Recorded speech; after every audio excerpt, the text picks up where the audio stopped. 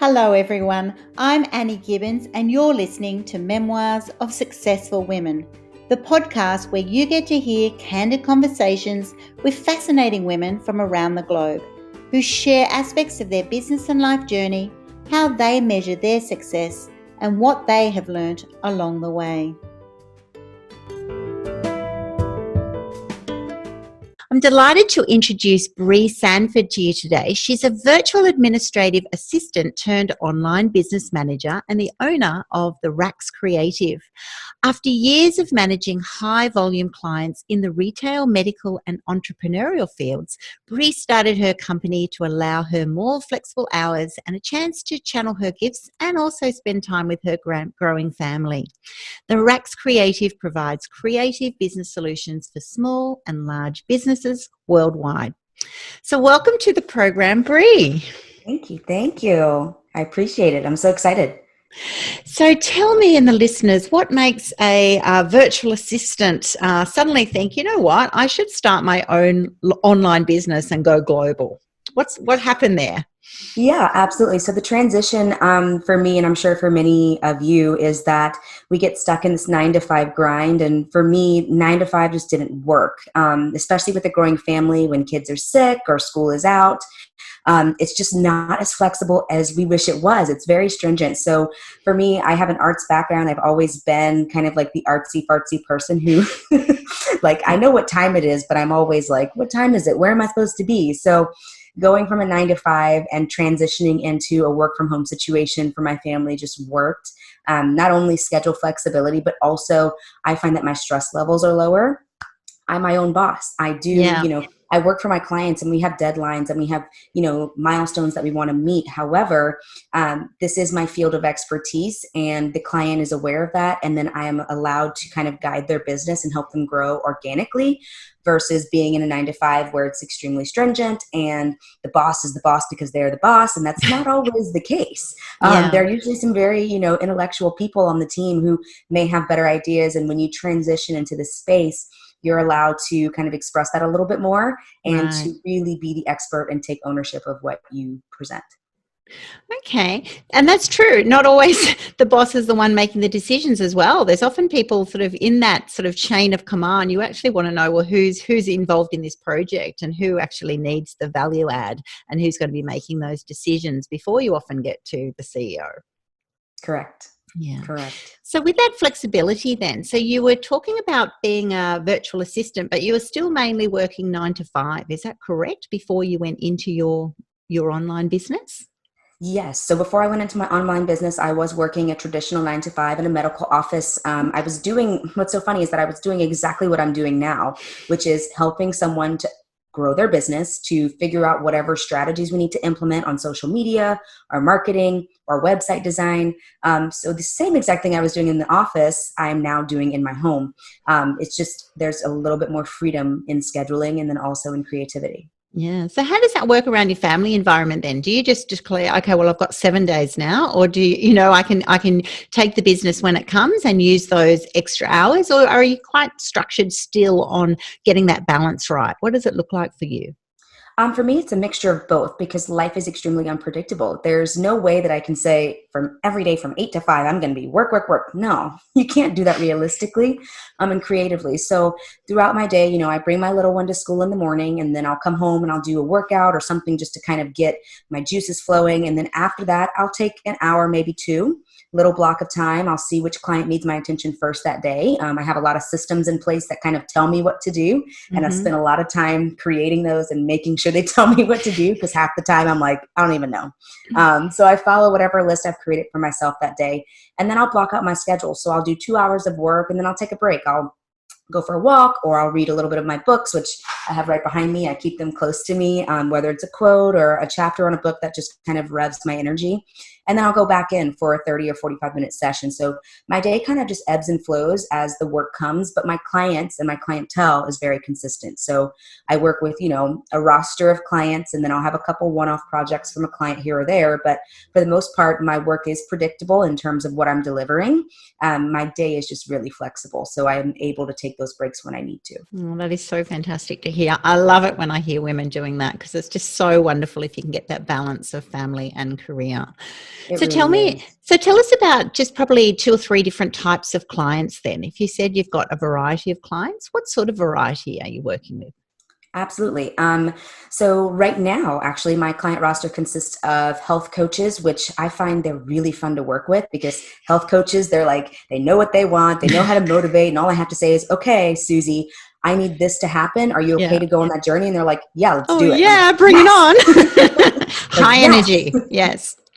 But then I also have people on the marketing side. I have a PR firm that I work with, and then the restaurant side, a couple restaurants wanted like a website revamp. So my clients come from all over the place. And it's really, really interesting and fun to see that they honestly all have a common like goal or denominator. You have to kind of speak their language a little bit to make it work. Okay, so they've all definitely got their own little language. What sort of differences do you notice in different industries that they're going for? What is their main goal? Yeah. So for health and fitness coaches, obviously it's spreading the message about what they bring to the table, why they're different. And then there's a lot of discipline in their strategies, which honestly I probably need more of. So that's probably why I'm gravitating towards them. And then on the restaurant side, it's very go, go, go and busy. And they have a lot of things going on. And I'm the person who kind of tethers it all together and brings it down. And then let's see, who else am I working with? The PR firm, they're extremely creative. So they feed my creative side. We may be a little bit more in the clouds, but again, I kind of tether it all together and wrap it up for them in a bow and then figure out how we can present that. So all of my clients kind of feed different sides of myself now that I'm thinking about it. Yes. And it's really important that if you're working with clients that you kind of find that variation. Yeah. And I love that collaboration that you actually do need when you're growing your business to a certain level, that you can't do it all yourself. You'll burn yourself out. And it's also not right. You want to team up with firms, other companies that sort of balance you and extend your service offering. Is that what you found? That is 100% true, because the problem that we run into, a lot of entrepreneurs, they get to that level where they're trying to hold all the eggs in the basket. And the thing is that if that's not your zone of genius, if you can, write content, but that's not where your passion is, it's going to show and it's going to be extremely evident. So with every business owner that I speak with, I say, okay, what are the tasks that you can do, but they don't bring you joy or happiness or don't make you feel good? And they'll list them out and they're like, but I can do it. And I'm like, but you shouldn't, because that's not where your zone of genius is. That's not where you're going to shine. And it's definitely not going to make us excel as a team. So that's when we bring on other people, and I'll curate those people for them. I'll task them out. I'll let them know how the project works, and then I'll manage them for them. That way the business owner is only working in their zone of genius. And that's really when we see some magic. When they're only working in that space, it is amazing. Yeah. And I've been learning that a lot in the last couple of years myself, of just going, yeah, that's right. I could do it, but it's going to take me a lot of time. It's not my natural desire. And so it's actually better to spend your time in the areas that excite you, provide more energy and provide more business for you. Ultimately, why wouldn't you That's be spending exactly your what time happens. in that space and outsource other areas? And then the people in that area love doing that. They do. It's such a Absolutely. win-win. Yeah. Absolutely. So what are the biggest stresses your clients have? The biggest stresses that they have is, again, trying to do it all, because you see, these advertisements on Facebook and Instagram, and you see the CEO and they're making $1 million and they're like, I did it all on my own. And it's like, there's no way you did that all on your own. But it's the perception, right? Yeah, So right. these business owners want to do everything on their own, and they want to be, the most successful and at the top of their game. But you can't get there without other people supporting you and other people guiding you when it's their zone of genius. So if you have someone who's a strategist, let that strategist shine. Let them tell you what they're good at and let them help your business grow. Although you can do it, we're not saying you're incapable, but it's just letting go and allowing yourself to delegate and allowing someone to help you along the way. That's the transformative place. 100%. So what sort of emotional body language do you see in clients? That moment when they go, I know I have to give this up to someone else, but I don't feel comfortable doing that because I've always done it. I've always done everything myself. What Yeah. happens to So them? the body language at that point is really tense. Number one, because they're probably really close, if not already over the edge of like burnout, and they're Yes. trying to do it all. And it's funny that you mentioned that because right now I have two clients, one who has gone through that process of letting go and one who's like on the verge. And my calls for them are very different. They're in similar spaces.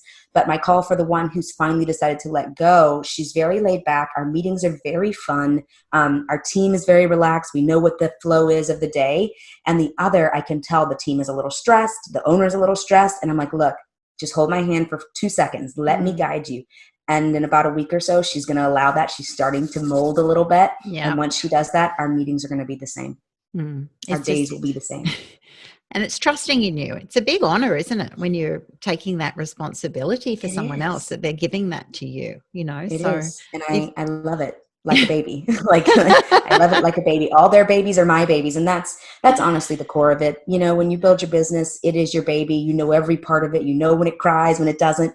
And you want to take care of that and you want to have that ownership. But at the same time, you have to realize that that baby has to grow a little bit and you have to allow it to move the way it needs to without you holding it back.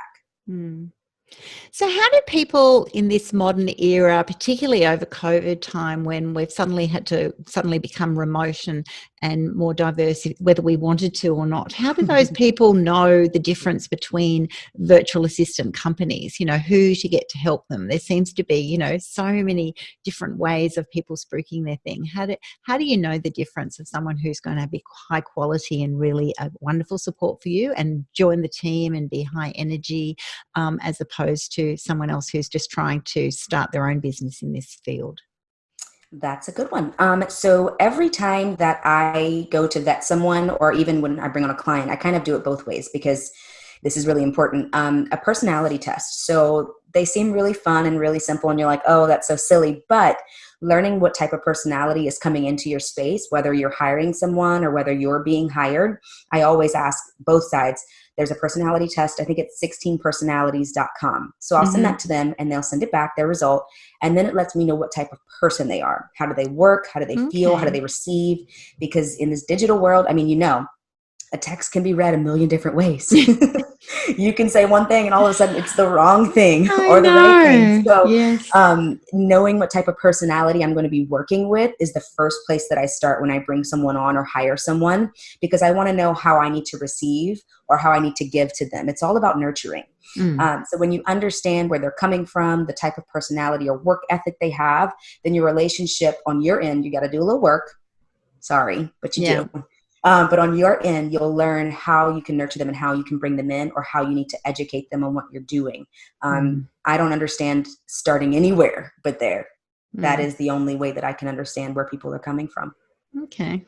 And that is fantastic and a really good reflection that you're about the quality of the relationship and what you're wanting to achieve, because people who just accept anyone, you know, that's not going to ultimately help your brand, because you want the person who works with you to be raving about Bri, saying, you know, oh my gosh, Bri changed my life. I can't believe how relaxed I am. I can't believe how much my business has grown because of the help. You know, that's what you want for anyone who's part of your business, to be out there flying the flag for you, as opposed to, you know, paying some money. Okay, you did my social or you built the website and then you're gone, you know. And you'll find that if you don't invest in that relationship initially, that the turnover rate's going to be really high. It happens every time. Okay. So tell me about the VA Fast Track. What did you do to create that? So VA Fast Track, I've been planning to make a course for a couple years now, and I just never had the courage to do it. And 2020, before all of this craziness happened, my number one word that I put on my computer and on my walls was vision. And I know that there's a certain place where I want to be, and there are a certain amount of people, not a certain amount, but there are people that I want to help. I started running into a lot of people who were trying to get into this space and trying to understand how it works, because if you haven't been in the online space, the VA space, the OBM space, you're like, what are these letters? What do you do? Oh, you play on the computer all day. Great. Exactly. So in coming in to create this, I just started helping people. And I realized that the information I was giving to them, although simple to me, was making massive shifts in their lives and their businesses. And I was like, well, I said I was going to do it. Why am I not doing it? Like, I had to kind of kick myself in the butt a little bit. And then COVID happened and I was like, okay, you have a lot of time and there are a lot of people right now who really need to know how to operate online, because it's not just saying, okay, I'm great at this skill and I'm going to offer it. I'm going to do this for you. There's so much that goes into it, down to what type of personality you want to work with. So in looking at all that and realizing how many people I was trying to help, I said, I'm just going to do it this way. I'm going to automate myself and I'm going to open up something that I wish was created when I started. I did take a course when I started becoming a VA and when I was going through my journey, but there was so much that wasn't there. And there was so much that, I was like, man, I made all these mistakes. How can I like get to this place faster? Like, I just want to be better. So I made a lot of mistakes and I realized that there were probably a lot of people who were making the same ones. And I felt like there was an easier way to come about being a VA. And I just wanted to help more people. It's necessary at this point. There's no avoiding it. Yeah, and I think that's the best way to learn, and that's what I love as being a coach myself, that it's like, you don't have to have all the problems that I had. I've learnt them for you and I'm now happy to pass them on and to teach you and to share that knowledge and go partner with you on your journey. And there will be new issues that they find, in their context. Oh, absolutely. And then we all learn off each other, right? We're constantly learning. So you said there were things in your course that weren't in other courses. What sort of examples would that be? Well, like I said, I've taken a couple different courses, and and this is just my learning style, I enjoy a conversation. I enjoy working through a problem with someone, or just having someone that I can easily, shoot a little message and say, hey, I'm really stuck on this issue. I just don't know how to get around it. Google is not helping, because that's what we resort to. So my course is 7 weeks long, but the thing that sets it apart is that I have group coaching calls every single week. So as long as you are in the course, and honestly for the lifetime of the course, so forever, you are invited to my weekly group coaching calls. What that means is I sit down, number one, I check with everyone who's on the call. So we all get to speak. I want to know how you're doing. I want to know where your mood is, where your emotions are, where your family is, where your mind is, because honestly, if all of that is disheveled, you're really not going to get anything out of your week. Period. Yeah. So we start out with that, and then we really, kind of go through the materials that they're going through in the course. We problem solve together. We sometimes cry together. I mean, it happens. Some weeks are better than others. And then I also offer 3 one-on-one coaching calls so that I can really sit down with them and make sure that everything is in place and all of their questions are answered. Because if they're confident going through my course, when they finish, they're good to go. And honestly, so far, everyone halfway through already has clients. And I'm like, okay, finish your course though. Finish all the material. So it's been such a good experience and I love it. Honestly, I like to connect with my students. I want them to reach me. And that's a fantastic example to those listening on just pivoting your business, seeing an opportunity during COVID. That's it. You're already working in this space and having your own clients, and then realizing there was a gap in the market that you can sort of then pop an online course and then help others at the same time. You've really diversified your business and made a massive difference to your opportunities and your earnings, as well as what you're doing with other people. So well done you. Thank you. For responding. And of course, the VAs that graduate, they're kind of qualified, so then I can pull them in for my clients. That was the other side. I was like, oh, they're qualified. They can work for me now with other clients. So that's the added bonus. So those who are listening in going, oh, it's really great that Bri got all these clients and it sort of sounds easy. How did you go about, when you first started finding clients? What sort of strategies did you use to reach out and make things start happening in the beginning? Yeah. So when I left my original 9-to-5, I realized that everything I was doing for this person, I could honestly do from my living room at my laptop. So I used my first client was my previous 9-to-5, which for some people may be, viable. For some, it may not. But reaching out in your community, posting on your Facebook saying, hey, this is my new business venture. I'm looking for people to support. I'm even, looking for people to test me out. Let me, have a go and let's see what happens. Yeah. It's just putting yourself out there. You have to kind of let go of the fear.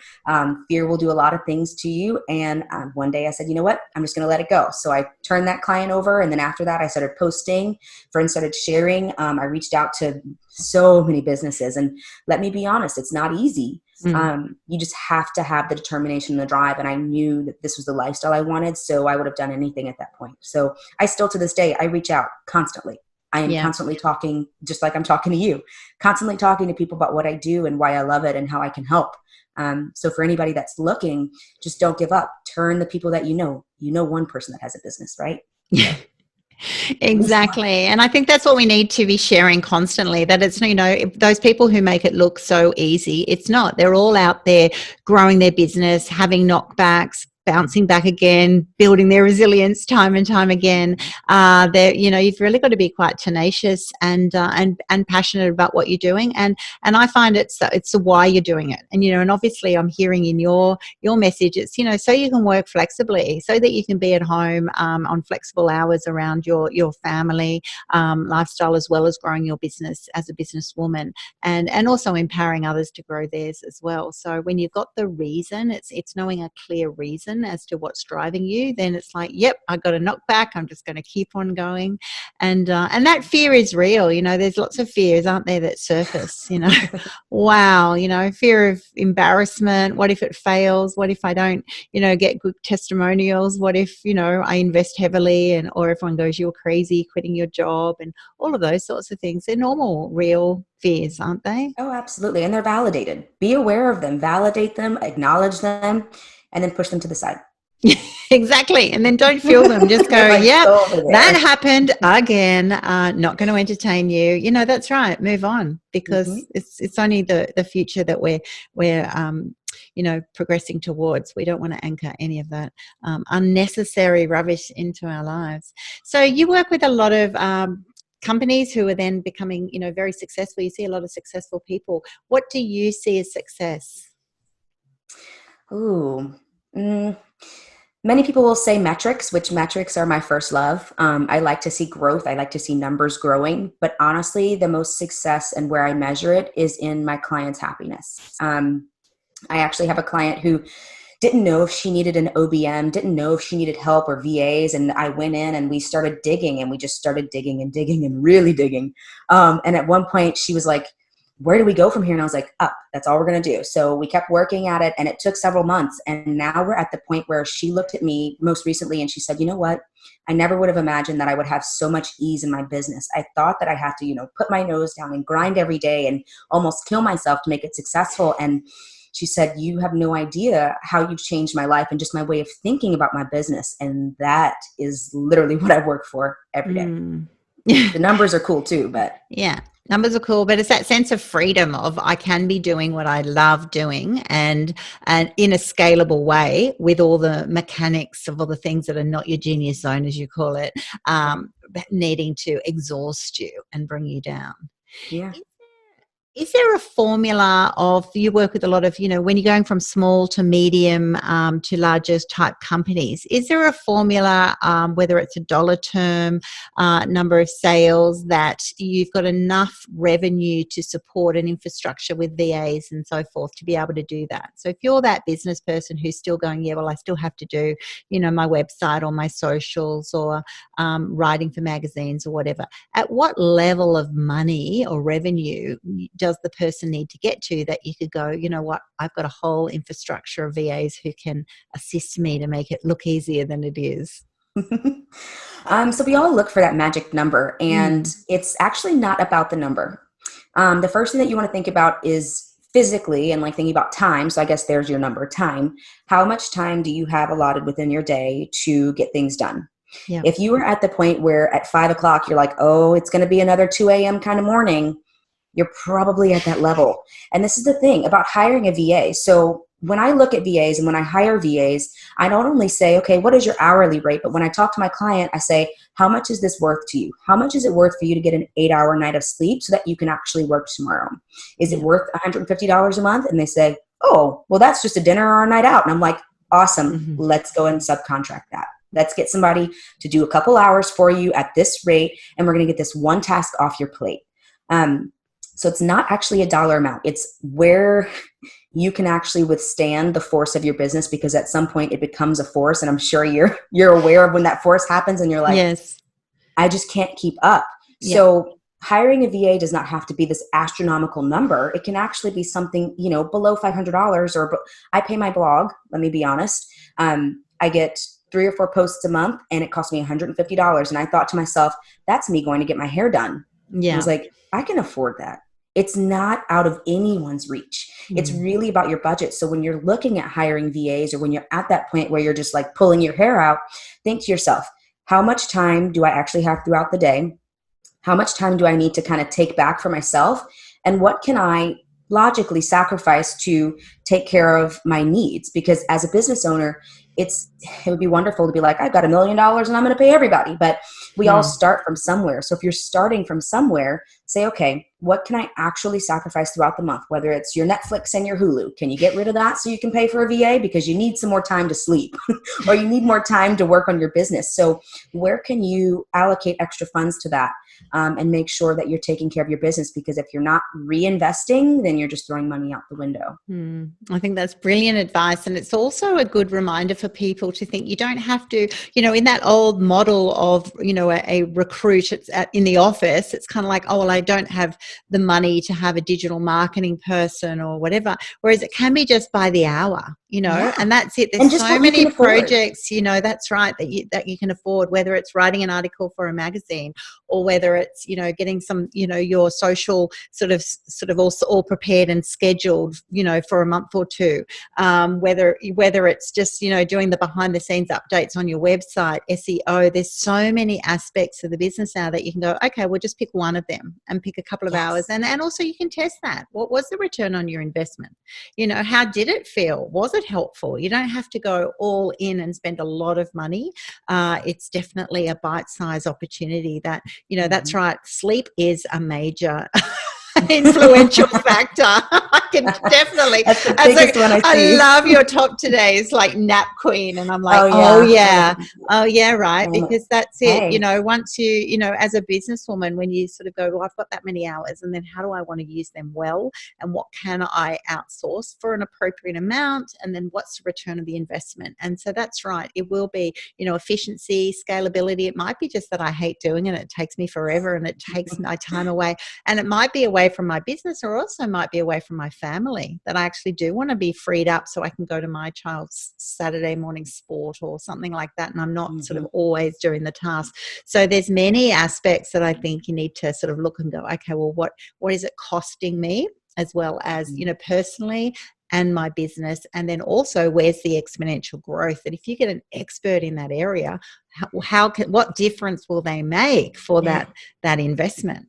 It makes a massive difference. I recently had a client who said, I really love Pinterest and I want to do it, but it's taking me a lot of time. It would take her, 2 or 3 hours a week to get it done. I said, look, give me 1 hour a week. We're going to go ahead and do it. And actually, I ended up just doing the entire project in 2 hours for the entire month.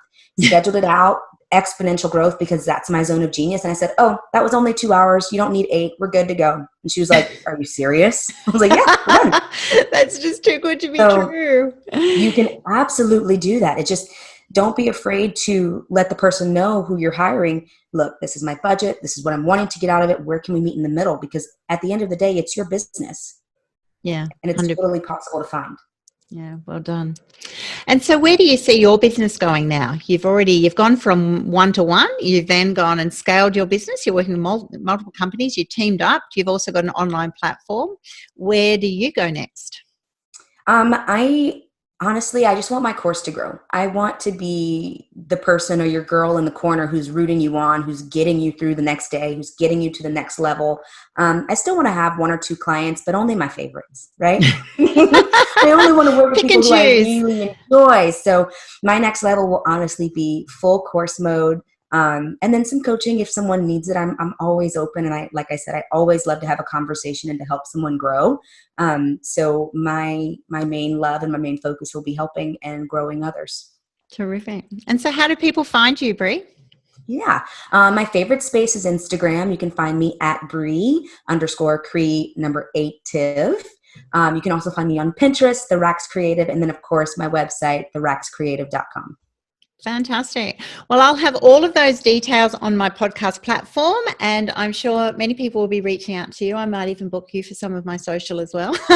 Please do. Please And do. yeah, I think your information's been really valuable, because I've been meeting with a lot of people, particularly in my program and just generally in business, who are like, oh, it's just so time consuming, so exhausting. Time is a big influential factor on, when you do get busy, those choices that you make. So I think, for people to know, yep, there's companies out here who are doing what they love and are able to free you up for, less than you actually think. And it will give you so much value back into your business and life. And we're all about that. We're all about success, balance, and happiness are my 3 key words. And I can see they're resonating with you as well. And so, yeah, so I invite you all to reach out if that's something that you're needing. And thank you for being on my program today, Bri. Yes, thank you so much. This was wonderful. Thank you.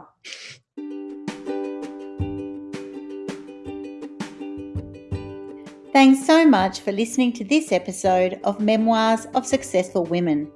You can find me at anniegibbins.com, where you can download my free resources, get connected on social, and check out my online magic transformation program.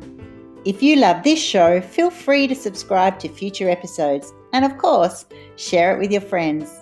I'll see you again soon, and until then, happy podcasting.